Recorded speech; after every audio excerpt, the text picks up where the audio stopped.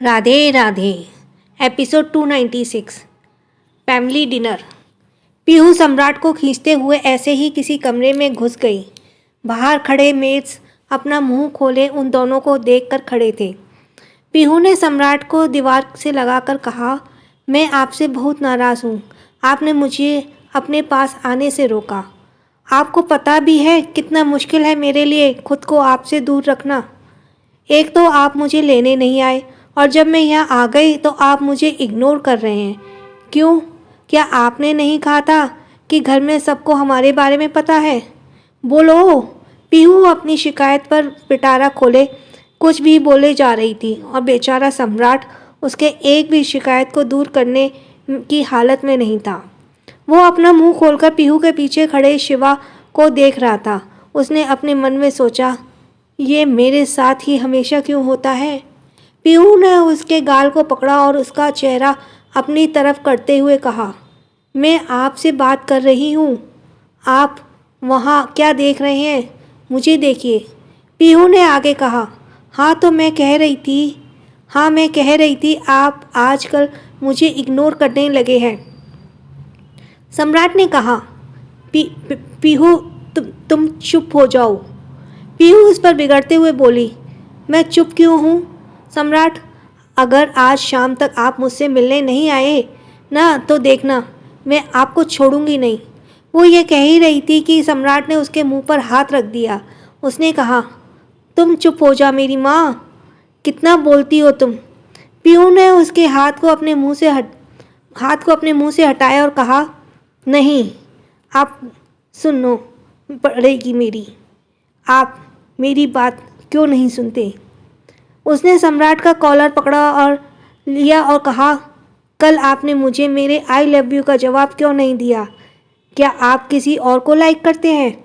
अगर हाँ तो मैं बता रही हूँ, मैं सबसे पहले उसकी फिर बाद में आपकी जान ले लूँगी, वो भी तड़पा तड़पा कर। आप मेरे अलावा किसी और को प्यार नहीं कर सकते। पीहू ने यह कहा और सम्राट को घूरने लगी। सम्राट ने अपनी आंखें बंद कर ली और उसके कंधे को पकड़कर उसे घुमाते हुए उसे थोड़ा दूर होकर खड़ा हो गया। पीहू ने जब सामने देखा तो उसकी हवाइयाँ उड़ गईं। क्या वे लोग शिवा के कमरे में हैं? उसने रुआसा होकर सम्राट को देखा। आपने पहले क्यों नहीं बताया कि अंकल मेरे पीछे हैं? उसे लग रहा था अभी ज़मीन फट जाए और वो उसमें समा जाए। ये हमेशा उसके साथ ही क्यों होता है? अंकल उसके मुंह से निकला। शिवा ने अपना गला साफ कर दिया और कहा बाहर जाते हुए, हे महादेव, यहाँ इतना अंधेरा क्यों है? मुझे कुछ ही दिखाई नहीं दे रहा। पीहू ने सम्राट के सीने पर अपना मुंह छिपा लिया। अब इससे ज़्यादा शर्मिंदा की बात क्या हो सकती थी कि उसके डैड के सामने उसकी वाइफ उसे ही धमकी दे रही है। सम्राट ने उसके कंधों को पकड़कर उसे दूर किया और उसे घूरते हुए कहा और वहाँ से चला गया।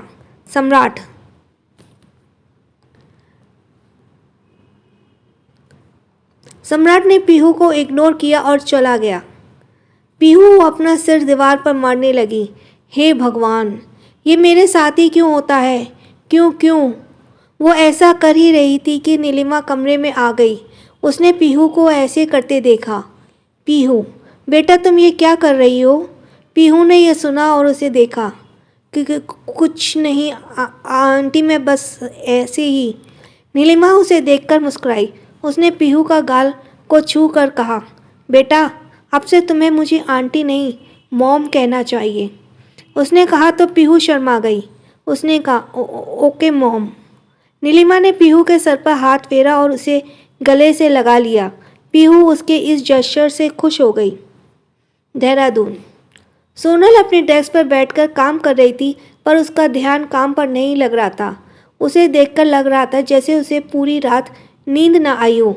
उसकी आंखों के नीचे डार्क सर्कल्स दिखाई दे रहे थे और उसकी आंखें फ्लफी मालूम हो रही थीं। वह काम कर रही थी कि किसी ने केबिन में दरवाज़ा खोला और अंदर आ गया। सोनल ने उसे आंखें छोटी करके देखा। उसने कहा, कौन हो तुम? यहाँ क्या कर रही हो? सामने वाले ने कहा, हेलो डॉक्टर सोनल देव, आप इतनी जल्दी भूल गई? कल ही तो हम मिले थे। वो सोनल के सामने कुर्सी पर बैठते हुए बोला। My self, Rihan Singh Raizada. हम कल मिले थे, रिमेंबर? सोनल ने उसे आंखें छोटी करके देखा। क्या चाहिए तुम्हें? वेल, मैं यहाँ अपने बड़े भाई से मिलने आया था जो आपके पेशेंट हैं। पर देखिए ना, मुझे भी चोट आ गई, इसलिए मैं आपके पास इलाज कराने के लिए आ गया, उसने कहा और अपना दूसरा हाथ आगे कर दिया जहाँ पर एक हल्का सा कट लगा था जिसे रिहान ने शायद खुद ही लगाया था। सोनल ने उसके हाथ को देखा और कहा, ठीक है, तुम नीचे वाले सेक्शन में जाओ, वहाँ तुम्हारी चोट का इलाज कर देंगे। रिहान ने कहा, हाँ मैं गया था वहाँ, पर उन्होंने कहा मेरा इलाज सिर्फ आप ही कर सकती हैं। Please doctor, it's hurt you know, उसने कहा और अपना चेहरा ऐसे बना लिया जैसे उसे बहुत दर्द हो रहा हो। सोनल ने उसे घूर कर देखा। क्या नौटंकी आदमी है, लेकिन वो उसके चोट को भी इग्नोर नहीं कर सकती थी। After all she is a doctor. वो उसके पास आई और दूसरी कुर्सी पर बैठ गई। रिहान मुस्कुराते हुए अपना हाथ आगे कर दिया। सोनल ने उसका हाथ पकड़ लिया और उसे ट्रीट करने लगा। रिहान उसे बहुत प्यार से देख रहा था। सोनल ने उसके हाथ को पकड़ने के लिए उसका दिल तेजी से धड़कने लगा। सोनल ने कॉटन के डेटॉल लिया और उसे साफ कर रही थी कि उसने देखा रिहान उसे मुस्कुराते हुए एकटक देख रहा है। उसने कॉटन को जोर से उसके चोट पर दबा दिया जिससे रिहान की चीख निकल पड़ी। आह! सोनल ने उसके हाथ को दोबारा पकड़ा और कहा, चुपचाप बैठो। रिहान ने कहा, you are so bad doctor. Sonal उसके चोट पर एंटीसेप्टिक क्रीम लगाते हुए बोली, ये चोट तुम्हें कैसे लगी? देखकर तो लग रहा है कोई धारदार चीज़ से लगी है। रिहान ने कहा, हाँ डॉक्टर, आपने एकदम सही पहचाना। मैं अंश भाई से मिलने आ रहा था, पर सामने से किसी से टकरा गया। वह बस उसी चीज़ का चोट है। सोनल ने उसे घूर कर देखा। ये कैसा लॉजिक है? वेट अ मिनट, उसने कहा। अंश? सोनल ने उसे देखा। अंश? यू मीन अंश Raizada? Is he your brother? Rihan ने कहा, yes, he is my elder brother. Sonal ने धीरे से कहा, बट दे आर गॉन। क्या वो चले गए? लेकिन कहाँ? रिहान कुर्सी से खड़े होते हुए बोला, भाई ने मुझे बताया नहीं, मुझे इनसे इम्पोर्टेंट बात करनी थी। सोनल ने उसे घूर कर देखा। क्या तुम उछलना बंद करोगे? रिहान ने कहा, ओह सॉरी डॉक्टर, मुझे जाना होगा। मैं नेक्स्ट टाइम आपसे ज़रूर मिलूँगा, बाय। वो कैबिन से सीधा भाग गया। अजीब आदमी है, सोनल ने कहा और गहरी सांस ली। दिल्ली हवेली, दोपहर 1 बजे। सुबह जो हुआ था उसके बाद सम्राट ऑफिस चला गया था क्योंकि वो नहीं चाहता था पूरा दिन शिवा के सामने उसे मुंह छिपाना पड़े। कुछ वक्त पहले अंश भी सोना को छोड़कर ऑफिस चला गया था क्योंकि उसे बैठे बैठे अब अपना वक्त बर्बाद करना अच्छा नहीं लग रहा था। वह सोना को मेंशन में ले जाना चाहता था, पर शिवा ने कहा कि वो लोग सोना का ख्याल रखेंगे और अंश मान गया। हवेली में इस वक्त उन दोनों के अलावा और सभी लोग थे। शिवी कमरे में ही थी और पीहू उसके पास ही थी। पीहू ने उसे खाना खिलाया और उसके कपड़े बदलने में उसके साथ मदद की और उसे सुलाते हुए बोली, अगर किसी चीज़ की ज़रूरत हो तो मुझे बता लेना, मैं यहीं आपके पास हूँ। वो जाने लगी तो शिवी ने उसका हाथ पकड़ लिया। उसने कहा, मत जाओ ना। पीहू उसके पास बैठ गई और उसके सर को सहलाने लगी। कुछ ही देर में शिवी सो गई। AR empire. अंश इतने दिनों बाद ऑफिस आया था। एम्प्लॉयज़ ने उसका अच्छे से वेलकम किया था। उसका ऑफिस फूलों और गुलदस्तों से भरा था। ऑफिस में सभी तरह उनकी महक बिखरी हुई थी, लेकिन ये अंश को पसंद नहीं आ रही थी। अंश अपनी कुर्सी पर बैठा था और उसके सामने क्रिश डरते हुए खड़ा था। अंश उसे घूर रहा था। उसने कहा, सर, आपके जाने के बाद एम्प्लॉयज़ ने आपको बहुत मिस किया था और आपके आने की खबर से वह बहुत खुश हैं। इसलिए वे लोग इन फूलों के जरिए आपको अपना प्यार शो कर रहे हैं। उसने कहा और चुप हो गया। अंश ने कहा, ओह रियली? मुझे लगता था मेरे जाने के बाद यहाँ सब जश्न मनाएंगे। मुझे नहीं पता था ये लोग मुझे बहुत मिस कर रहे हैं, वरना मैं बहुत पहले ही आ जाता। अंश ने कहा तो कृष ने कहा, आई एम सॉरी सर, मैंने उन्हें ये सब करने से मना किया था, पर उनके आने की बात आपकी इस बात सुनकर उन सीनियर एम्प्लॉयज़ बहुत खुश थे और वे आपका वेलकम करना चाहते थे, इसीलिए ये सब। अंश ने कहा, okay okay now enough, I don't want to listen any more. तुम इन्हें अभी मेरे कैबिन से बाहर फेंको, अंश ने कहा और पीछे होकर बैठ गया। तभी शौर्य कमरे में आते हुए बोला, रहने दो ना यार, ये बहुत अच्छे लग रहे हैं, काश कोई मुझे भी इतना ही मिस करता, उसने कहा और अंश के सामने कुर्सी पर आकर बैठ गया। अंश ने उसे मुंह बनाकर देखा और कहा, हाँ तो ये सब तुम ही क्यों नहीं रख लेते? शौर्य ने कहा, रख तो लेता, पर मेरी बीवी को फूलों से थोड़ी एलर्जी है, मेरे ऊपर से थोड़ा सा भी स्मेल आने पर वो मुझे नहाने के लिए भेज देती है। यार मैंने तो आज कल परफ्यूम लगाना भी छोड़ दिया है। प्रेगनेंसी के बाद लड़कियों के अलग ही नखरे हैं, उसने कहा और अपना मुंह बना लिया। अंश ने उसकी इतनी शिकायत सुनकर अपना सर हिला दिया। दोनों बातें करते हुए काम में लग गए और कृष उन फूलों को साफ करा रहा था। काम करते करते कब शाम हो गई पता नहीं चला। सारे एम्प्लॉयज़ अपना काम खत्म करके जा चुके थे। इस वक्त सिर्फ अंश के ऑफिस की लाइट ही जल रही थी। शौर्य जा चुका था। बहुत जल्द अंश ने भी अपना काम खत्म किया और जाने के लिए खड़ा हो गया।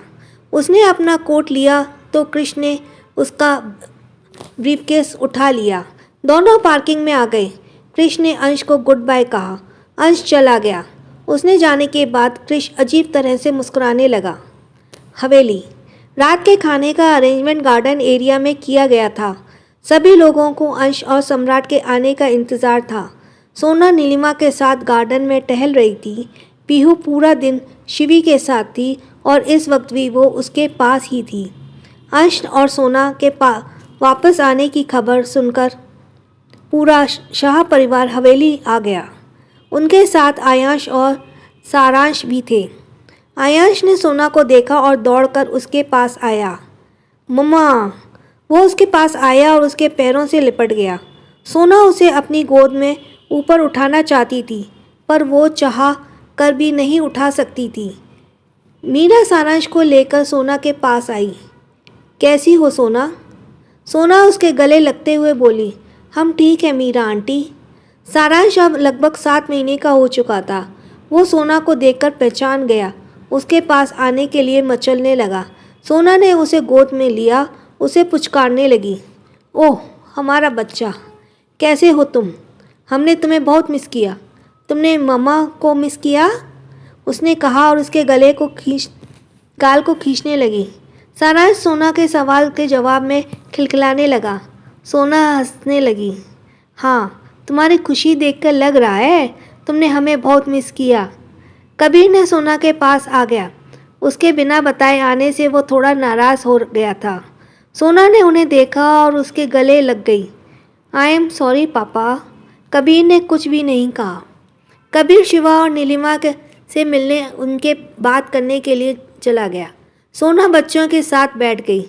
सोना उसके सारांश को झुलाते हुए कहा, बेबी बहुत जल्द तुम्हें भी से छोटे 2 मेहमान आने वाले हैं जो तुम्हें और आयांश को बड़े भैया बुलाएंगे। सारांश फिर से हंसने लगा, पर इस बार आयांश ने मुंह फुलाते हुए कहा, मम्मा लेकिन अभी मुझे कोई भाई नहीं चाहिए। मुझे सारांश के साथ खेलना है और किसी के साथ नहीं। आयांश ने ऐसे कहने से सोना आयांश को देखने लगी। मीरा ने यह सुना और कहा, पर आयांश ये दोनों तो तुम्हारे साथ ही खेलना चाहते हैं। तुम उनके बड़े भाई हो ना, तुम्हें उनका ध्यान रखना होगा जैसे तुम सारांश का रखते हो। But I don't want, Aayansh ने कहा और अपने दोनों हाथ बांधकर मुंह फुलाकर दूसरी तरफ देखने लगा। सोना उसके इस हरकत पर मुस्कुराने लगी। वे सब आपस में लगे हुए थे, तभी एक ब्लैक कलर की कार अंदर आई। उसमें से सम्राट बाहर आया। सम्राट ने सबको देखा। शिवा को देखकर वो इधर उधर देखने लगा। नीलिमा ने उससे कहा, सम्राट फ्रेश होकर आओ। हम आज डिनर बाहर ही कर रहे हैं। ओके मॉम कहते हुए सम्राट हवेली के अंदर आने लगा तो उसकी नज़र पीहू पर पड़ी। उसके अपने गले में टाई को लूज़ किया और अंदर चला गया। इसके जाने के बाद पीहू ने सबको देखा और दबे पांव हवेली में अंदर चली आई।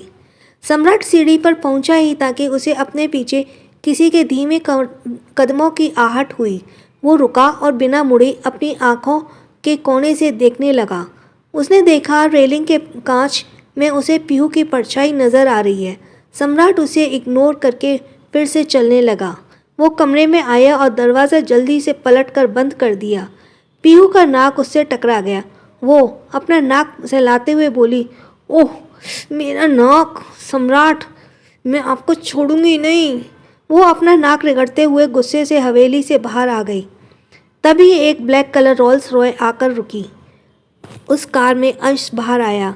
उसे अपनी आंखों से ब्लैक गॉगल्स हटाया और सोना को देखते हुए उसके पास आ गया। उसे देखकर आयांश सोना से लिपट गया। अंश ने उसे देखा। वो कुछ कहता उससे पहले वो दो बड़े से ट्रक सिक्योरिटी गार्ड से कुछ बात कर रहे थे। अंश के कार के पीछे आकर खड़े हो गए। उन दोनों बड़े ट्रक को वहाँ पर देखकर सब कंफ्यूज हो गए। इवन अंश भी कंफ्यूज था। शिवा उसके पास आए। वे उससे कुछ पूछ पाते उससे पहले ट्रक के पीछे से कुछ लोग अपने हाथों में बड़े बड़े रेड रोजेस और कलरफुल फ्लावर के बुके लेकर आ गए और लाइन से खड़े हो गए। अंश ने उन्हें अपनी एक भौं उठाकर देखा। वहाँ पर 200 से ज़्यादा लोग उनके हाथों में बुके लेकर ऐसे खड़े थे जैसे उनसे ये करने के लिए कहा गया हो। अंश ने उन सबको देखा और समझ गया कि कृष्ण ने उन्हें भेजा है, क्योंकि वे सभी लोग एआर एम्पायर के वर्कर्स थे। उन सबसे एआर एम्पायर के लोगों वाले कपड़े पहने थे और वो जान गया कि ये सभी बुके हैं जो उसने ऑफिस में देखे थे। उनमें से एक जो दिखने में उनका लीडर लग रहा था, वो सोना की नीली आंखों को देखकर पहचान गया। कृष्ण ने उसे बताया था कि वो बुके और फ्लावर उस नीली आंखों वाली लड़की उनकी मैडम रायजादा के लिए हैं। वो मुस्कुराते हुए सोना के पास गया और कहा, ma'am this is for you. Raizada sir has prepared this special flowers for you. Sona ने अंश को देखा। उसकी आंखें उन्हें देखकर चमक रही थीं। क्या ये सच में हमारे लिए है? सोना ने कहा। बस लीडर ने कहा, yes ma'am, all these are for you. Sona ने यह सुना और उसकी खुशी का ठिकाना नहीं रहा। उसने खुश होकर हुए उन फूलों के खूबसूरत बुके को ले लिया। उसने कहा, थैंक यू सो मच अंश। उसका बस चले तो अभी इसी वक्त वो अंश को किस कर लेती। उसे लगा हर कर लेती, चिल्ला चिल्ला कर कहती कि वो उसे बहुत प्यार करती है और उसे ये प्यार जताने का तरीका उसे बहुत पसंद आया। पर वहाँ पर सबको देखकर वह खुद को कंट्रोल कर रही थी। वो शर्माते हुए बुके ले लेकर उसे स्मेल करने लगी। पीहू उसके पास आई और चहकते हुए बोली, वाओ भाभी, दिस इज़ सो रोमांटिक। अंश भाई यह तो सच में बहुत प्यार करते हैं आपसे। उन्होंने आपके लिए फूलों का पूरा गार्डन ही तैयार कर दिया। So romantic. काश मेरे लिए भी ऐसा कोई कर देता, मज़ा ही आ जाए। उसने कहा और आसपास देखा। सबको खुद को ऐसे देख पाकर वो चुप हो गई। कबीर और शिवा भी दूर से उन्हें देख रहे थे। तभी सम्राट भी हवेली से बाहर आया। उसने पीहू की आखिरी बात सुन ली थी। वो अंश के पास आया और बोला, तुम तो सच में कमाल के हो। तुमने इतने सारे बुके अपनी वाइफ के लिए तैयार करवाए। नॉट बैड मेरे छोटे भाई, तुम इतने भी अकड़ू नहीं हो जितने लगते हो, उसने कहा और अंश का कंधा थपथपाया। अंश ने उसे अपनी आंखें छोटी करके देखा। तभी वो लीडर बोला, ma'am where do we keep them? Sona ने कहा, हाँ इन्हें आप हमारे कमरे में रखना है। कमरे में? बिल्कुल भी नहीं, अंश ने कहना चाहता था पर उसके मुंह से कुछ भी नहीं निकला। एक नौकर उनके पास आया और उन्हें गाइड करके हवेली के अंदर ले गया। वे सब एक एक करके हवेली के अंदर चले गए। उन्हें कमरे के बाहर रोककर कुछ मेड्स बुके को कमरे में सजाने लगी। इधर सोना अभी भी अंश को बहुत प्यार से देख रही थी। अंश उसे खुश देखकर मुस्कुरा रहा था। शिवा ने कहा, चलो अब बहुत हो गया, चलो सब खाना खाते हैं। अंश तुम जाओ, फ्रेश होकर जल्दी से आओ। ओके डैड कहकर अंश अंदर चला गया। उसने जाने के बाद शौर्य और दीप भी आ गए। शौर्य के साथ नालंदा भी थी। शिवी ने अब तक दीप को कुछ नहीं कहा और ना ही देखा था। अंश हवेली में अंदर आया और इतने लोगों को लाइन से हाथ में बुके लिए खड़े देखकर वो फ्रस्ट्रेट हो गया। उसने किसी से भी कुछ नहीं कहा और कमरे में आ गया। कमरा पूरा फूलों से भरा हुआ था और उसमें अब भी काफ़ी जगह थी।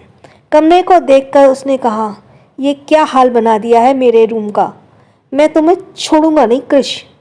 कुछ देर बाद वो बाहर आया तो देखा सब लोग खाने के लिए बैठ गए हैं। आयांश शिवा के गोद में बैठा खा रहा था और सारांश को एक मेड संभाल रही थी। शिवा मेन चेयर पे बैठे थे। नीलिमा उनके दूसरे तरफ उनके पास बैठी थी। नीलिमा के पास मीरा और मीरा के पास कबीर, कबीर के पास दीप और शौर्य, शौर्य के पास नालंदा, सबसे आखिर में पीहू शिवी के बगल में बैठी थी।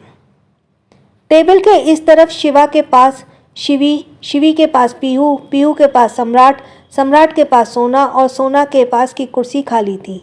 अंश सोना के पास आया और कुर्सी खींचकर बैठ गया। उसने देखा सोना के प्लेट में बहुत स्पाइसी फूड है और सोना अपने मुंह में पानी ले के साथ उसे देख रही है। वो खाने को हाथ भी लगाती उससे पहले अंश ने उसका प्लेट खिसका दिया और उसके सामने खाली प्लेट रख दिया। सोना ने उसे गुस्से से पूछा और घूरा। अंश ने कहा, तुम इतना स्पाइसी नहीं खा सकती, डॉक्टर ने तुम्हें मना किया है, उसने कहा और उसके प्लेट की रोटी, दाल और कुछ वेजिटेबल से भर दिया। But I don't like it, सोना ने कहा और अपना मुंह बना लिया। कुछ वक्त पहले कितने रोमांटिक लग रहे थे पर अब ये फिर से हिटलर बन गए। उसने कहा, आपको हमारे खाने से कोई दुश्मनी है क्या? हम ये नहीं खाएंगे। अंश कुछ कहता उससे पहले नीलिमा बोली, कोई बात नहीं अंश, एक दिन ऐसा खाने से सोना को कुछ नहीं होगा। वैसे भी इस टाइम से ज़्यादा सादा खाना अच्छा नहीं लगता। उसने कहा तो सोना अंश को अपनी भौहें मटकाते हुए चिढ़ाने लगी। थैंक यू मॉम, सोना ने कहा और अंश के हाथ से वो खाना ले लिया जिसे वो पहले खाने वाली थी। आप ये खाइए, आपका सादा खाना, उसने कहा और अपना प्लेट अंश के आगे कर दिया। दूसरी तरफ सम्राट अपना सर झुकाकर चुपचाप खाना खाने में लगा हुआ था। तभी उसे अपनी थाई में किसी का हाथ महसूस हुआ। सम्राट की आंखें फैल गई और उसने जल्दी से अपने मुंह का खाना गटक लिया। उसने पीहू को देखा। पीहू उसे शरारती अंदाज में देख रही थी। उसने पीहू का हाथ अपनी थाई से हटाया। पीहू ने दोबारा यही किया। इस बार वो अपने पैर से सम्राट के पैर को छूने लगी। सम्राट ने धीरे से कहा, पीहू ये तुम क्या कर रही हो? लोग देखेंगे तो क्या कहेंगे? पीहू ने कहा, यह तो आपको मुझसे इग्नोर करने से पहले सोचना चाहिए। अब झेलो मुझे, अब तक खाना खत्म नहीं हो जाता, उसने कहा और आई विंक की। सम्राट ने चिढ़ते हुए उसे देखा। उसने कहा, स्टॉप दिस। लेकिन पीहू उसके थाई पर अपना हाथ घुमा रही थी और उसके पैर को अपने पैर से रगड़ रही थी। सम्राट से अब कंट्रोल नहीं हो रहा था। पीहू की हरकतें उसे एक्साइटेड कर रही थी। उसने दूसरे हाथ से कस के पीहू का हाथ पकड़ लिया और उसे दबाते हुए धीरे से बोला, यू हैव टू पे फॉर इट। तभी शिवा ने अपना गला साफ करते हुए कहा, मुझे लगता है टेबल पर अब से कवर चढ़ाना होगा, ये कुछ ज़्यादा ही ट्रांसपेरेंट है। Thank you for listening, please